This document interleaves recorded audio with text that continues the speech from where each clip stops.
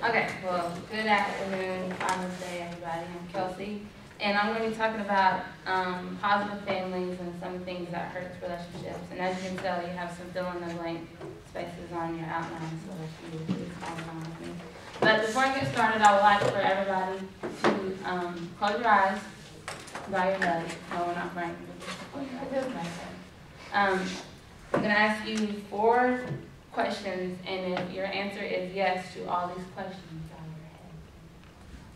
Thank you. Raise your hand quietly if you want to. Okay, do any of you believe you have the perfect family? Can anybody at least think of 1 or more problems your family struggles with? Alrighty. Do any of you have that one family member who seems to cause all the problems?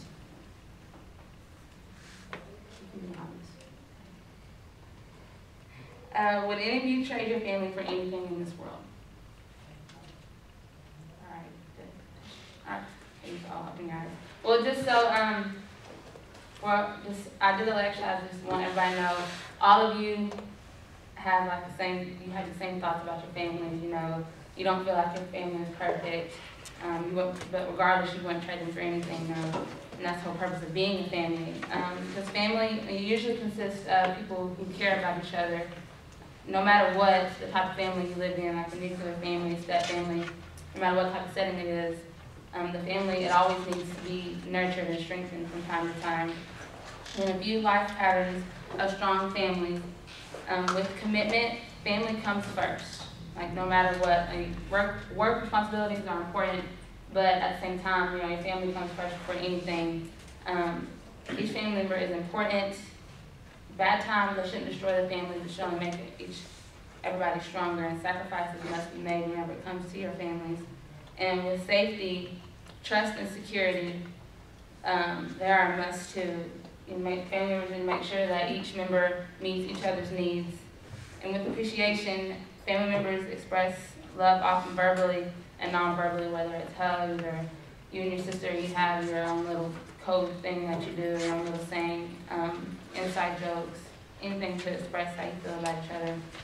And with time together, quantity and quality are important, because with quantity, you want to make sure if you're trying to spend family time together, you want to make sure that everybody in your immediate household is there and present, and make sure that you're making the best of the time you're spending together. The quality of it is important.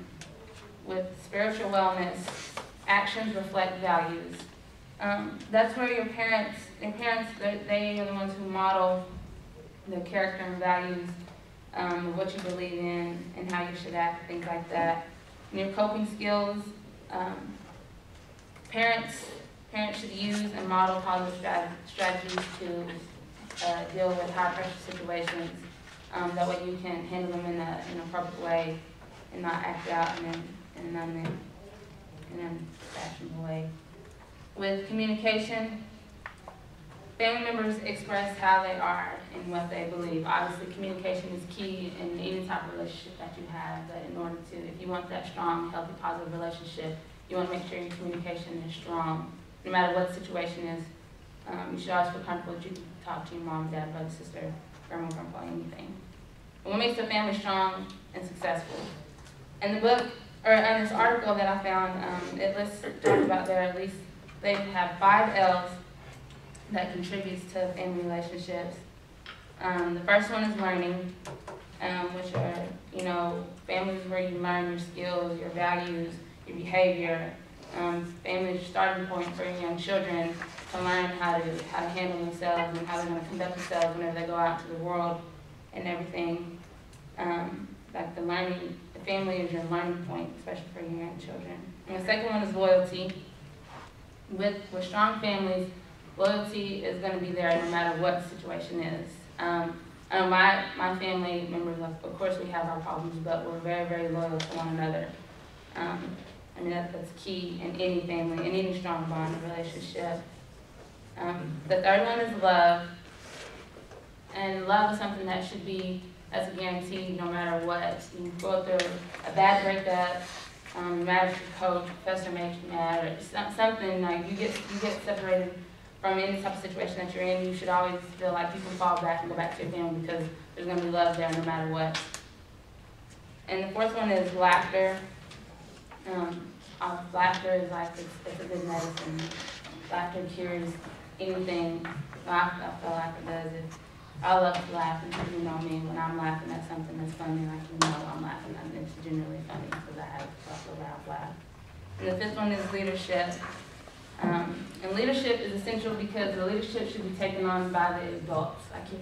I have a problem with, can't stand when you have them type of families where the kids are acting like the adults and they're trying to take on that leadership role. Like, the adult is an adult and the parent for a reason, and the child is a child for a reason.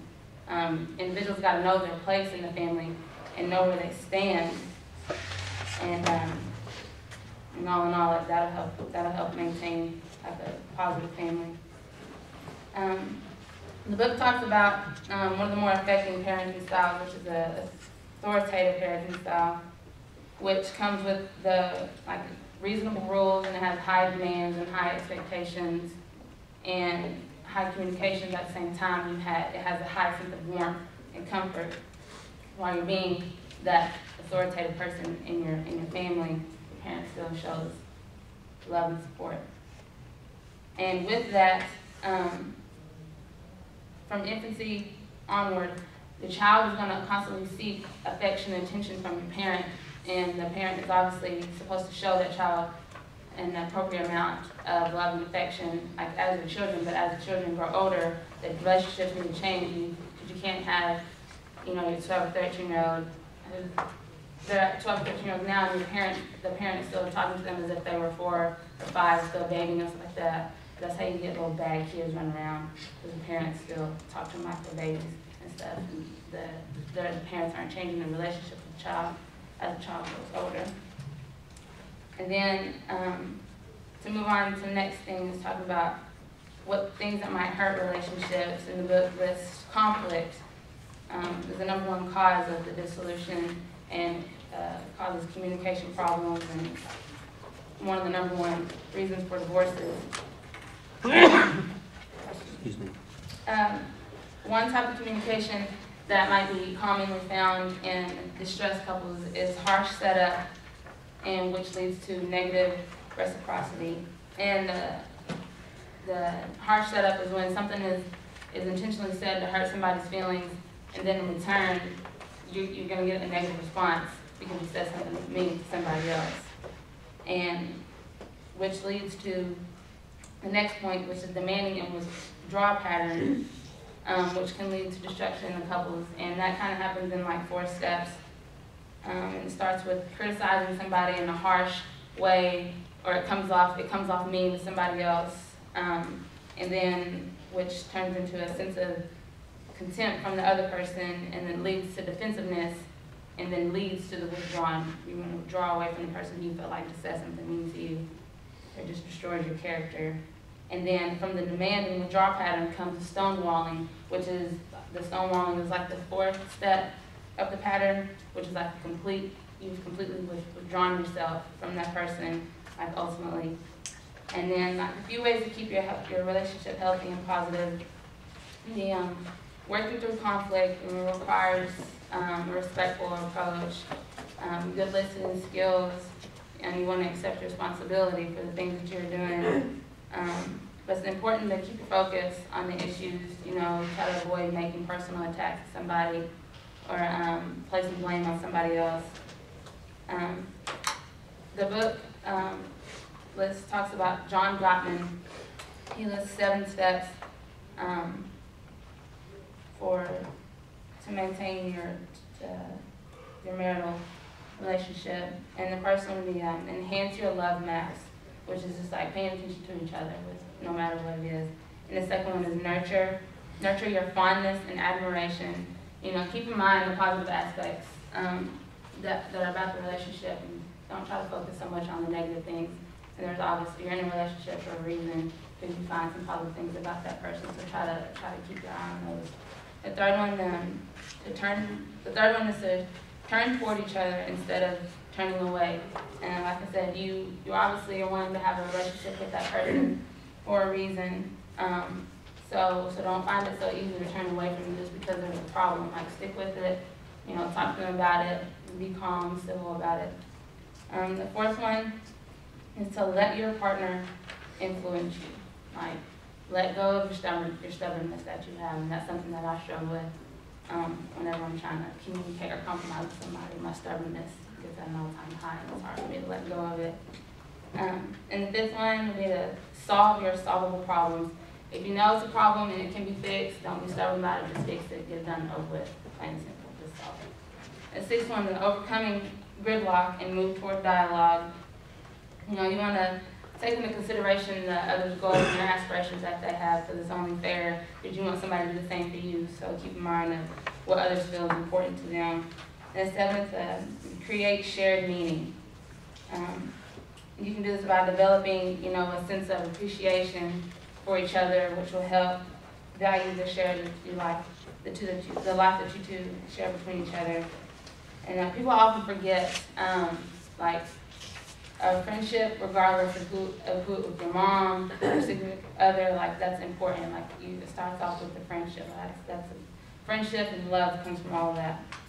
You know, and then the people that you find it so easily to get mad at, you want to fight with, you get so frustrated with them. Those are probably the people who you care and love for the most. Because if you didn't, then you wouldn't be wasting your time on somebody who you don't care anything for. Because that would just be senseless and wasting your time and effort. And so remember that friendships are important, and to respect one another. Yeah. Any questions? Yes, questions? Would you, under what hurts relationships, the second bullet point there, what were or the third bullet point, what were those blanks? Demanding and withdrawal, kind of. Demanding and withdrawal, okay.